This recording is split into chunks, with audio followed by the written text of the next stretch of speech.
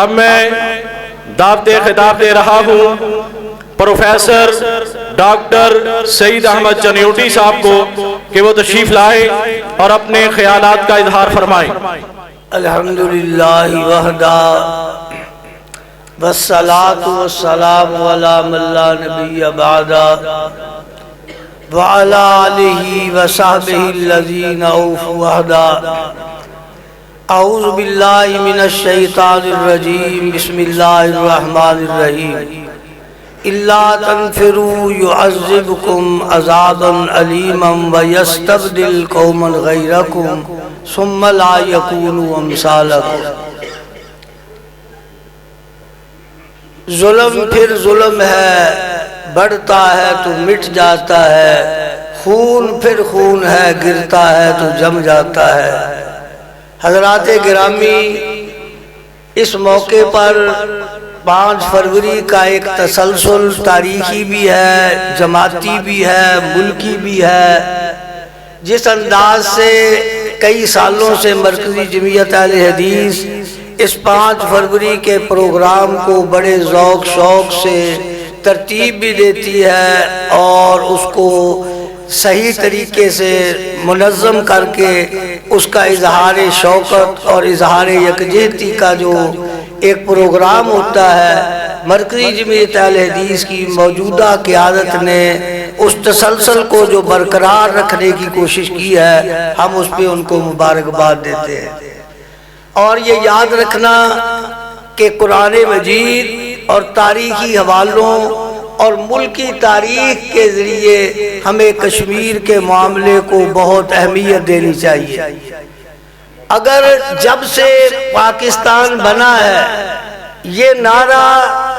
قائد اعظم محمد علی جناح سے لے کر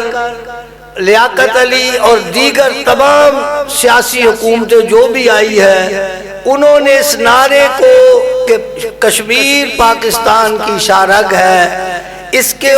تحفظ کے لیے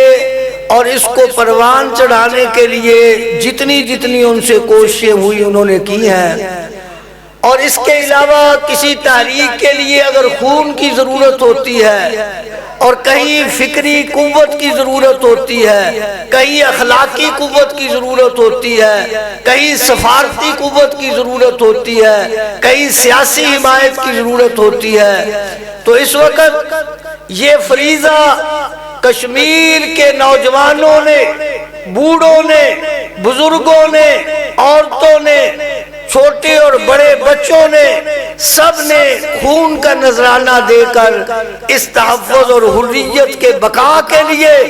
اور اس نعرے کو کائنات میں جتنی بھی حریت کی تحریکیں چل رہی ہیں، جو بھی آزادی کی لہریں چل رہی ہیں، ان کا ایک تحریک کا دوسری تحریک کے ساتھ ایک رابطہ اور تعلق ہے۔ جب ایک جگہ پہ کوئی حریت کی تحریک کامیاب ہوتی ہے تو کائنات میں جہاں بھی مظلوم لڑ رہے ہوتے ہیں ان کی حوصلہ افزائی ہوتی ہے۔ اس اعتبار سے ہمیں کشمیریوں کا جیو ساتھ اور کشمیریوں کی جو حمایت ہے، یہ صرف ایک کشمیریوں کی نہیں بلکہ پوری دنیا کے اندر جو تحریکیں چل رہی ہیں ان کی حمایت ہے۔ تو یہ بات ذہن میں رکھنا کہ قرآن مجید نے جو ہمیں یہ کہا کہ اگر تم مظلوموں کی حمایت کے لیے نہیں نکلو گے اور ان کے لیے تم اپنی جان مال قربان نہیں کرو گے اور میدان عمل میں نہیں آؤ گے تو تمہارا ان کی مدد نہ کرنے کی وجہ سے ہم تمہیں کائنات میں زندہ قوموں میں نہیں رکھنا چاہتے، پھر تم دنیا سے مٹ جاؤ گے اور ہم وہ قومیں لائیں گے جو حمایت کرنے کے لیے اور مظلوموں کی اعانت کے لیے اور مظلوموں کے شانہ بشانہ چلنے کے لیے تیار ہوں۔ اس لیے زندہ قوم رہنے کے لیے اور قوموں کے مقابلے میں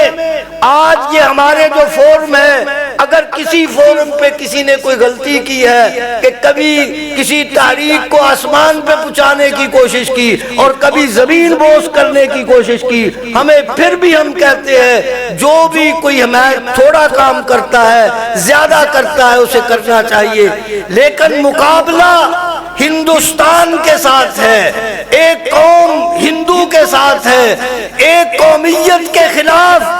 جنگ لڑنے کے لیے، اپنی قوم کے خون کو گرم کرنے کے لیے، انہیں زندہ رکھنے کے لیے، ان میں غیرت بیدار کرنے کے لیے، ان میں حمیت و عصبیت کو مضبوط کرنے کے لیے قیادت کو یہ پیغام دیتے رہنا چاہیے تاکہ قوم زندہ رہے۔ میں اس کی ایک مثال تو یہ قرآن مجید کی حمایت سے ایک اشارتاً کہوں گا کہ مسلمان تو کہاں رہے، صلح حدیبیہ کے بعد جو کافر ہوتے ہوئے جس قوم نے بنو خزاعہ نے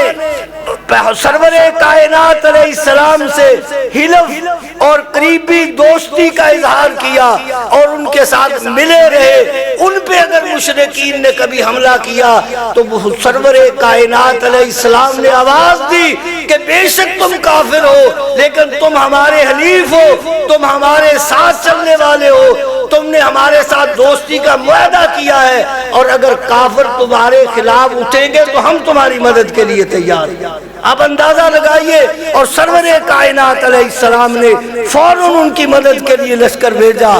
اسی طرح قومیں ہر موقع پہ اس عہد کو نبھاتی ہیں۔ اسی طرح میں آپ کو زندہ قوموں اور ایک جو ہے وہ زندہ قیادت کی بات سناتا ہوں کہ 1965 میں کے صدر محمد ایوب خان، ان کے بارے میں قدرت اللہ شہاب نے ایک واقعہ لکھا کہ جب قوموں میں غیرت ہوتی ہے، ایک لیڈروں کے اندر غیرت ہوتی ہے، وہ قوموں کی قیادت کرتے ہیں۔ انہوں نے ایک آواز دی سن 65 میں کہ نکلو،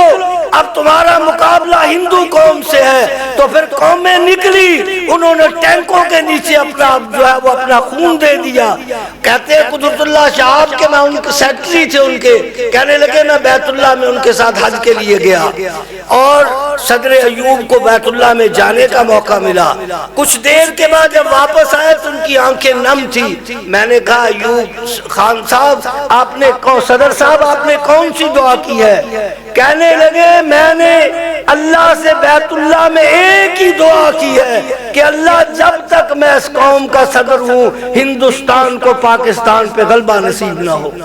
تو یہ وہ قومیں تھی جو زندہ قومیں ہیں۔ اور ایک آخری بات کر کے کافروں کی مثال دے کے جاؤں کہ جنگ بدر کے اندر جب ان کی قیادت کچھ مر گئی، کچھ گرفتار ہو گئی، تو اس کے بعد ابو سفیان اور قوم کٹھی ہوئی، انہوں نے سوچا اپنی شکست پہ کہ ہمیں شکست ہوئی ہے، کیوں ہوئی ہے، اس کے اسباب کیا ہے، ہم نے دوبارہ زندہ کیسے رہنا ہے۔ انہوں نے اس کے لیے پروگرام بنایا۔ کہنے لگے بھئی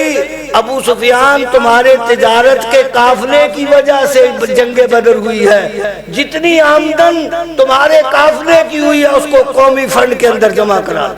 اور اس سے ہم اسلحہ خرید دیں گے۔ اور دوسری بات کہنے لگے کہ جب تک ہم اپنے بدر کے ان مقتولوں کا بدلہ نہیں لے سکتے اس وقت تک کوئی مکے کے اندر عیش و عشرت کی محفل نہیں ہوگی، شراب نوشی نہیں ہوگی، کوئی کسی قسم کا مجرا نہیں ہوگا جب تک ہم اس کا بدلہ نہ لے لے، جب تک قوم میں یہ عہد نہ کر لے اس وقت تک کامیابی نہیں۔ ہم نے بجائے کشمیر لینے کے مشرقی پاکستان کو گما دیا اور آج تک وہ احساس بھی ختم ہو گیا کہ مشرقی پاکستان کیوں گیا ہے۔ اٹھو کشمیریوں کی حمایت کرو تو پھر تمہاری مدد کے لیے اور بھی آئیں گے۔ وآخر دعوانا